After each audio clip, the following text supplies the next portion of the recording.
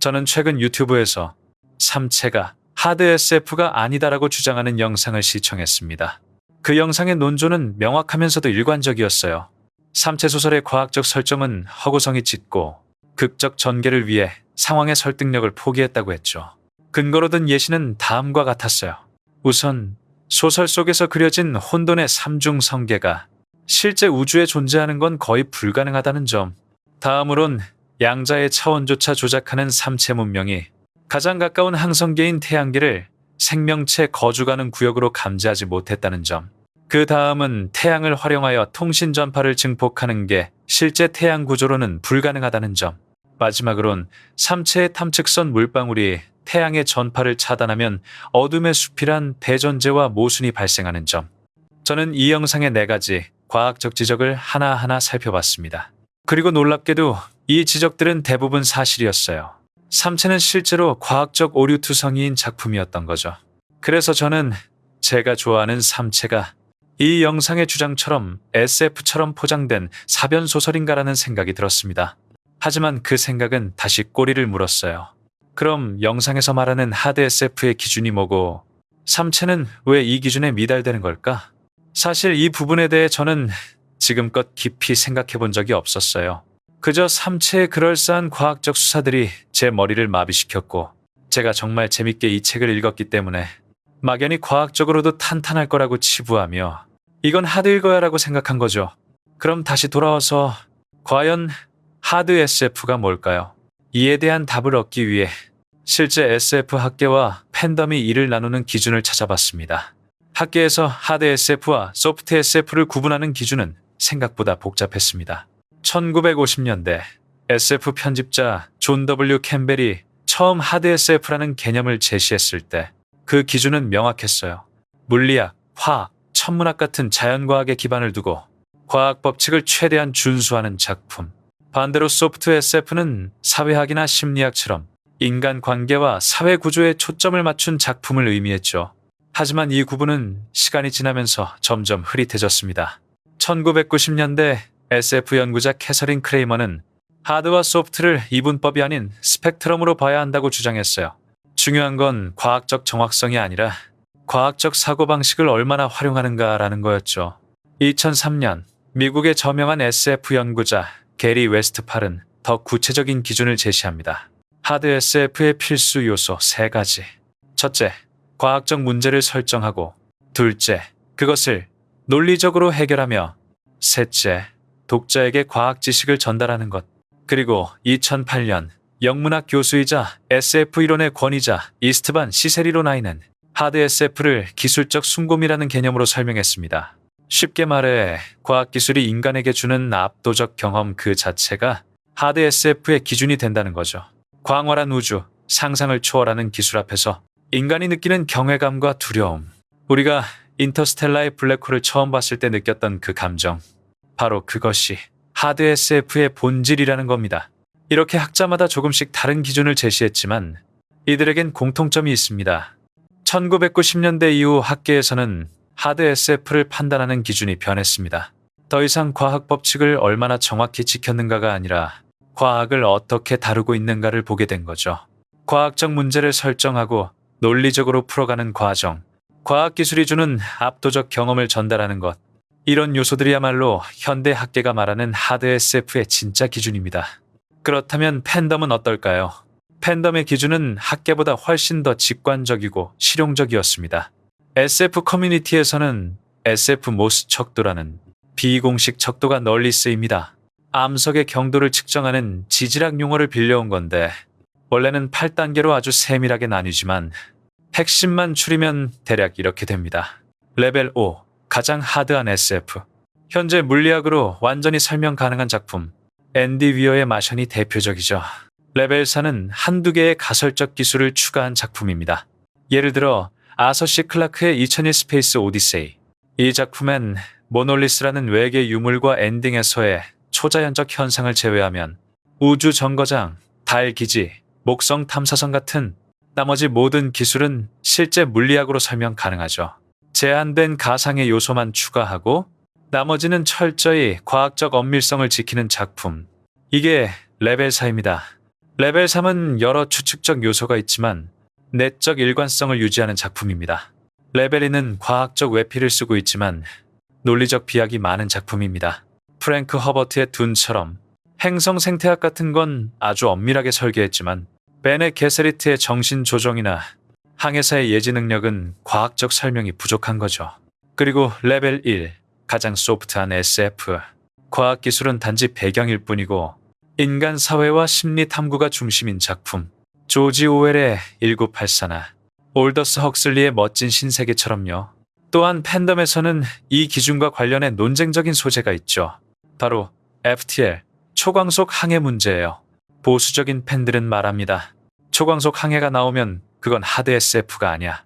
온건파는 이렇게 말하죠. 한계 정도 추측 기술은 허용할 수 있어. 그리고 진보적인 팬들은 내적 일관성만 지키면 되라고 주장합니다. 그런데 더 흥미로운 건 이 기준 자체가 시대에 따라 계속 변한다는 겁니다. FTL을 예로 들면 1960년대 스타트rek이 나왔을 땐 초광속 항해는 그저 먼 미래의 추측 기술이었습니다. 그래서 하드 SF로 받아들여졌죠. 하지만 아인슈타인의 상대성 이론이 널리 알려지고 광속 장벽이 절대적이라는 게 상식이 된 지금 똑같은 FTL 설정이 나오면 과학을 무시한다며 소프트 SF로 평가받습니다. 대중과 독자의 과학 지식이 발전하면서 하드의 기준도 계속 높아지는 거죠. 그런데 팬들 사이에는 더 흥미로운 관찰이 있었습니다. 하드 SF를 가르는 가장 확실한 기준이 바로 인공중력 유무라는 거죠. 우주선에서 승무원이 가속할 때 안전벨트를 매고 평소엔 무중력으로 떠다니면 다른 부분이 좀 억지스러워도 하드 SF로 인정해주는 경향이 존재합니다. 반대로 스타워즈처럼 아무 설명 없이 우주선을 걸어 다닌다면 다른 과학 설정이 아무리 치밀해도 즉시 소프트 SF로 분류되죠. 그리고 이런 기준이 우리들에게 시사하는 점이 있어요. 바로 대부분의 SF 작품들이 사실 혼합형이란 거죠. 둔을 예로 들면 샌드웜의 묘사와 사막 행성의 생태계는 상당히 엄밀하게 그려지는 반면 베네 게세리트의 초능력이나 항해사 길드의 예지력은 사실상 마법이죠. 어떤 부분은 레벨 4 수준이고 어떤 부분은 레벨 1 수준인 겁니다. 이런 작품들은 부분적으로 하드하다고 표현합니다. 그럼 여기서 중요한 질문이 나옵니다. 학계와 팬덤, 이 둘의 기준은 왜 이렇게 다를까요? 학계는 하드 SF를 문학사와 비평의 도구로 봅니다. 작품이 장르 안에서 어떤 역할을 하는지, 과학적 사고가 서사에서 어떤 기능을 하는지를 탐구하죠. 반면 팬덤은 하드 SF를 취향 공유와 작품 선별의 도구로 씁니다. 그래서 같은 작품을 두고도 평가가 갈립니다. 자, 이제 하드 SF를 바라보는 다양한 관점들을 알게 됐습니다. 그럼 이 관점들로 삼체를 바라본 평가는 어땠을까요? 학계의 주류 의견은 꽤나 명확합니다. 작품은 휴고상을 수상했고 네뷸라상 후보에 올랐습니다. 삼체가 적어도 SF로서의 문학적 입지는 보증받았단 거죠. 또한 세계적 출판계 권위지 퍼블리셔 위클리와 프리뷰 매체인 커커스 리뷰는 명백하게 삼체를 하드 SF로 분류했어요. 반면 팬덤에서는 삼체에 대한 분류를 두고 꽤나 논쟁적인 분위기입니다. 우선 위키피디아에선 삼체를 하드 SF로 표기하고 있어요. 그리고 다수 온건파 팬덤은 이렇게 말합니다. 아서 시 클라크나 아이작 아시모프가 쓴 고전 하드 SF와 비슷한 수준이다. 추측적 요소가 있지만 전체적으로 과학을 진지하게 다룬다. 하지만 엄격한 팬들은 단호합니다.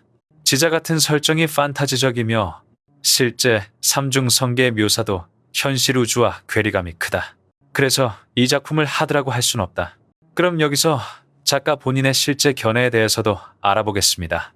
2016년 네이처와의 인터뷰에서 류치 씨는 이렇게 말했죠. SF 속 과학은 많은 상상적 추측이 섞여 있어서 엄밀히 말하면 진짜 과학이 아니라 과학의 허구적 투영입니다. 따라서 제 소설의 과학은 과학적 디테일이 아니라 SF적 디테일입니다. 그럼 다시 정리해보겠습니다. 학계는 하드라 인정하고 팬덤은 의견이 갈리며 작가는 SF라는 장르에서 과학적 엄밀성이란 잣대를 어느 정도 부정합니다. 그렇다면 우리는 어떻게 판단해야 할까요? 이에 앞서 저는 질문을 바꿔보고자 합니다. 삼체는 하드 SF인가라는 질문을 삼체는 무엇을 추구한 SF인가라고 말이죠. 이 질문에 답하기 위해 삼체가 실제로 이룬 것들을 살펴보겠습니다. 삼체는 세 가지를 추구했습니다. 첫째, 과학적 사고 실험. 우주사회학과 암흑수비론은 엄밀한 물리법칙보다 사회학적 사고 실험에 가깝습니다. 웨스트팔이 말한 과학적 문제 설정과 논리적 해결이 바로 이겁니다. 둘째, 기술적 숭고미. 지자가 펼쳐질 때, 물방울이 함대를 파괴할 때, 2차원으로 떨어지는 태양계를 볼 때 우리는 압도당합니다. 시세리가 말한 압도적 경험이 바로 이겁니다. 셋째, 과학적 상상력. 류츠신이 말했죠. 과학의 허구적 투영이라고. SF는 과학 교과서가 아니라 과학적 사고를 폭발시키는 문학입니다. 이제 다시 돌아가 봅시다. 제가 시청한 영상에선 말했습니다. 삼체는 하드 SF가 아니라 SF로 포장한 사변 소설이다. 포장이란 단어를 보세요. 이건 본질을 숨기기 위한 기만적 장치입니다. 즉, SF라는 포장지에 둘러싸여 본질인 사변 소설을 숨겼단 거죠. 하지만 이걸 기만으로 볼 수는 없어요. 학계도, 팬덤도, 작가도 충분히 삼체의 과학적 한계를 알고 있었습니다. 그럼 이 모든 걸 고려한 제 결론입니다. 제가 본 영상의 과학적, 논리적 지적과 논거는 충분했어요. 혼돈의 삼중 성계는 비현실적이고 태양 증폭기의 원리는 거짓이며 물방울이 전파를 차단한 상황은 논리적 모순입니다. 하지만 삼체가 한 것을 보세요. 웨스트팔이 말한 과학적 문제 설정과 논리적 해결을 진지하게 수행했습니다. 시세리가 말한 기술적 숭고미로 우리를 압도했습니다.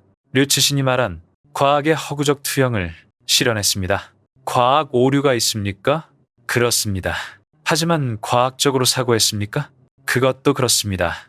그리고 그것이 SF의 본질입니다. 사변소설이란 표현은 분명 과도했어요. 삼체의 과학적 정확성이 부족했을진 모르나 과학적 사고방식은 탁월했던 중급 혹은 소프트 경향의 하드 SF라는 게 한 명의 팬으로서 제가 내린 결론입니다.